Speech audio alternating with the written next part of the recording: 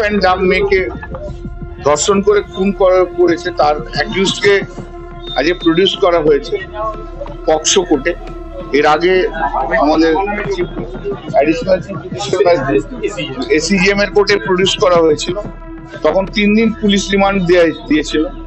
আজকে Serampore POCSO court যেটা সেখানে প্রডিউস করা হয়েছে। আমাদের বক্তব্য খুব পরিষ্কার ভাবে আমরা বলেছি যে এটা is a brutal murder and rape, unbelievable. 13 বছরের একটা ডিফ অ্যান্ড ডাম মেয়েকে বাড়ি থেকে নিয়ে গিয়ে 5 টাকার বিস্কুটের প্যাকেট দিয়ে তাকে একটা মানে জঙ্গলের মধ্যে তাকে রেপ করবে এবং জলাশয়ে ফেলে রেখে দিয়ে চলে আসবে, এটা কোনো রকম ভাবে কোনো গ্রহণযোগ্যতা হতে পারে না। এসব সভ্য সমাজে এসব ভাবাই যায় না। আমরা সমস্ত ডিসক্রাইব করেছি, কেস রেকর্ড দিয়েছি, ইনভেস্টিগেশন রিপোর্ট যেগুলো পেয়েছি সেগুলো তো আমি আপনাদের কাছে এখন বলবো না, জজ সাহেবকে বলেওছি। এবং যেটা হচ্ছে যে খুব পরিষ্কার ভাবে আমরা বলছি যে আমরা ক্যাপিটাল পানিশমেন্ট চাই, আজকেও জজ সাহেবকে বলেছি। এবং আমরা 2 মাসের মধ্যে ইনভেস্টিগেশন কমপ্লিট করে দেবো, 2 মাসের মধ্যে ইনভেস্টিগেশন কমপ্লিট করবো। এবং আমরা চাই যে 6 মাসের মধ্যে এই কেস ট্রায়াল শেষ হয়ে যাবে এবং তার ক্যাপিটাল পানিশমেন্ট। এইসব পারভার্ট মাইন্ডের লোক যারা আছে তাদেরকে পানিশমেন্ট দেওয়াটা প্রচন্ড। আমি শকড যে এরকম একটা ঘটনা ঘটেছে। আমি এই প্রথম শ্রীরামপুর কোর্টে অ্যাপিয়ার করলাম, কারণটা হচ্ছে যে I want to give a message যে শ্রীরামপুর পার্লামেন্টারি কনস্টিটুয়েন্সির মধ্যে কোনো মহিলার উপর এইরকম ধরনের অত্যাচার হলে তাকে ছেড়ে কথা বলা হবে না। কোনো মহিলার উপর অত্যাচার, নৃশংস অত্যাচার সহ্য করব না। সেক্ষেত্রে আমি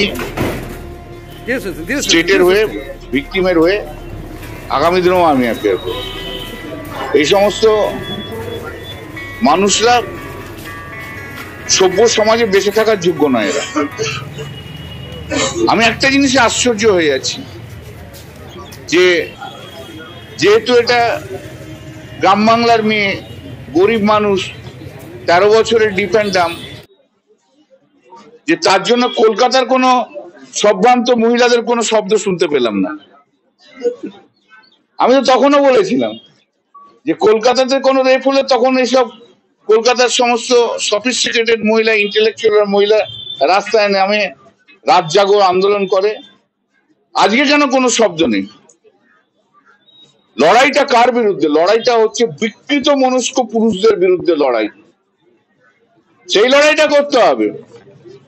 শুধু ওই সিনেমা চালানোর জন্য এসে নাটক করলে হয় না। কোথায় একটা শব্দ নেই,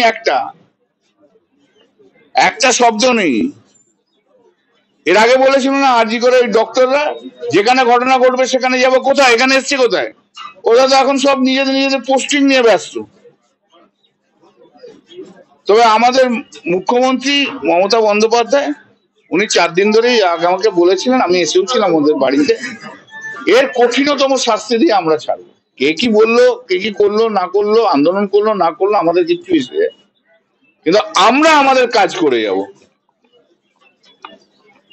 আর ওনারা মাঝে মাঝে আসবেন ওনাদের প্রমোট করার জন্য, যখন শহরের মধ্যে কোনো রেপ হবে তখন আসবেন। কোথায় সে ওদের আর কি আছে, এখন আর এসে কি হবে? ওগুলো পলিটিক্যাল তো এখন। এটা কোর্ট গাউন পরে বলবো না, কোর্টটা গাউনটা ছাড়তে হবে। হ্যাঁ।